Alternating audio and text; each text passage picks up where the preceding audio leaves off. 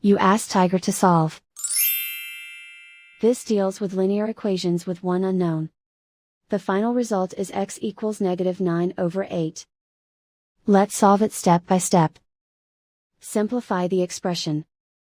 Group like terms. Simplify the arithmetic. Group all constants on the right side of the equation.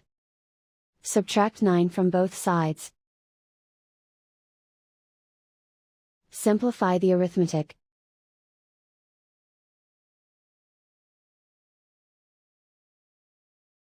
Isolate the x. Divide both sides by 8. Simplify the fraction. And so the final result is x equals -9/8.